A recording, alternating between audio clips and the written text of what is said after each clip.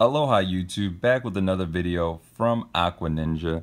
This is the Nexus 6P, and this is probably one of the most pure Android devices that you can buy in the market today. As you can see, it's running a Pixel software in the background.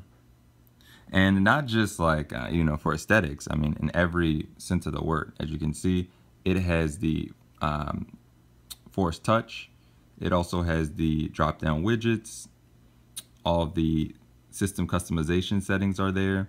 So it's pretty much the Pixel. And even in the device settings, it actually refers to itself as the Pixel, which I'll show you now. So I'm just going to walk through the settings right here real quick. As you can see, you can scroll down. This is the new setting style where you have the support to the right-hand side where you can always contact Google now with the new Pixel.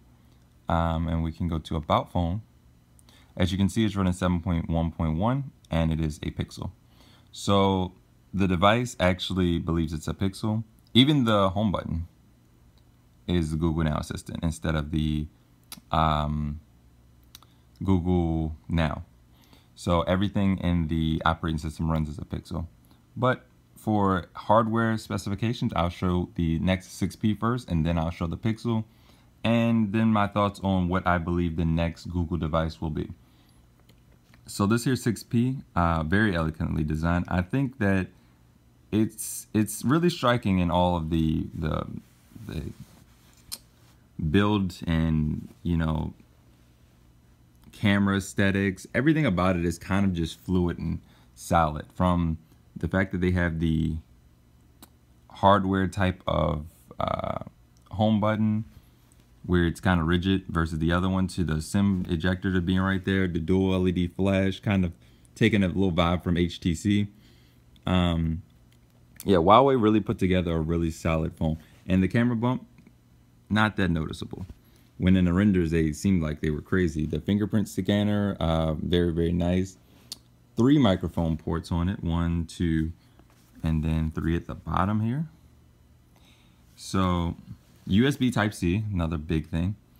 It's just kind of like the whole form factor of the phone is just really, really solid, really amazing.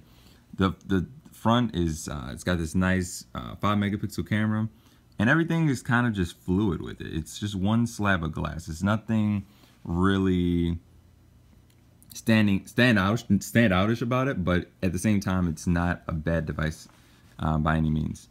It's kind of fit for whatever you really wanted to do. As you can see, one of the big crucial points about it was the pixel size, which ironically was super duper small, which allowed a lot of light to come in. So that way you have really good low light pictures.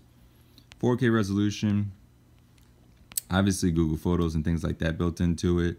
Huge 3450 milliamp hour battery. It just has like pretty much all the flagship features from every phone in a Google phone. I mean, it's kind of why Google's own operating system built into a phone that has this type of hardware specifications is just amazing. Gorilla Glass 4, not 3, really good for durability. It's got a nice octa-core 64-bit processor with their Adreno 430 GPU built into it. I mean, it's just really a flagship phone in every way. I mean, you can't really go too much harder than that. All right, now let me show you the Pixel. All right, so as you'll notice with the Pixel, one of the key features is the striking design of it. It's kind of got this glass back with the plastic, metal aluminum body, which is kind of a unibody design. Pretty unique. The glass is actually to increase signal reception. A lot of people don't know that. And that's why you typically have really good reception no matter where you are. It's the first phone with it built in, but now there's several phones with it in the operating system, so it's not too much of a hindrance. Google Assistant is really amazing. Camera-wise, and you'll notice this with a lot of phones, they tend to have similar hardware specs, and they just kind of bump up 1 or 2 things in the software to give it an illusion that it's a whole brand new phone or things like that. Really, you'll see a lot of the specs are the exact same as the 6P, which is why I grouped them in together, because they're basically the same phone. I mean, in 9 times out of 10 categories, if you had both phones next to each other, you wouldn't be able to see a distinct difference between the two. In terms of camera, let's just see specs, right? Because I mean, a lot of people don't really believe in things until they see statistical facts. So let's see. 12.3, 1.55, 2.0. If you remember 2 seconds ago, we just went over those exact same specs with the 6P. So it's up to you. It's subjective. But from my personal use, I think they're very, very, very similar devices. And I actually kind of prefer the 6P because it seems like a more rugged design in terms of hardware. I mean, if software is the only thing that improved it, and you know, obviously there's people like us, software developers, that we can mod phones, it makes it so that it's like no reason for you to actually ever upgrade in terms of that if it's just software improvements. And that's really what the Pixel was. It was really a software improvement. Slightly better battery life, fast charging. This is actually a really great feature, but nobody uses it. It allows you to copy from, say, an iPhone or another Android phone into your Pixel so that you don't have to do all that long maintenance and things like that. Another alternative would just be to have everything virtually stored like me, but I mean, it's totally subjective. Google Play Music and also pictures. Now, this is really one of the key features of this phone. With Google Photos in this phone, you actually have unlimited cloud storage space. So you get it for free if you buy this phone. That's kind of one of their main kickers to entice you to want to buy this phone. And I feel like it's a really, really solid phone in almost every regard. One of the best phones this year. I would definitely put it in my top 3 list. With the iPhone 7 Plus and the Note 7, which obviously, you know, but definitely those are the 3 phones to look at this year. Now let me go into my predictions of what I predict the next Google phone is going to be. So according to PC Advisor UK, the next Pixel phone is going to be the Pixel 2, and it's going to release in the UK around October, late October or whatever, things like that. But one of the big things is that it's going to be a more premium quality phone in terms of like the build.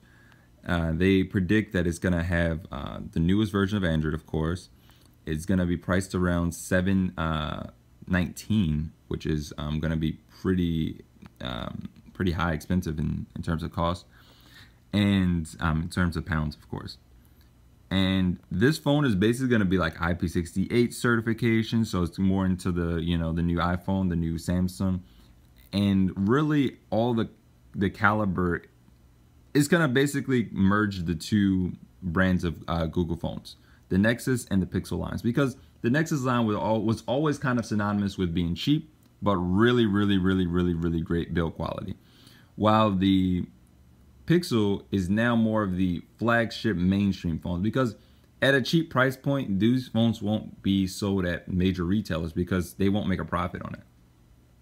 But now that they have a more, I would say, normal price tag, they are getting into the mainstream, and now more people know, like, oh, there's a Google phone.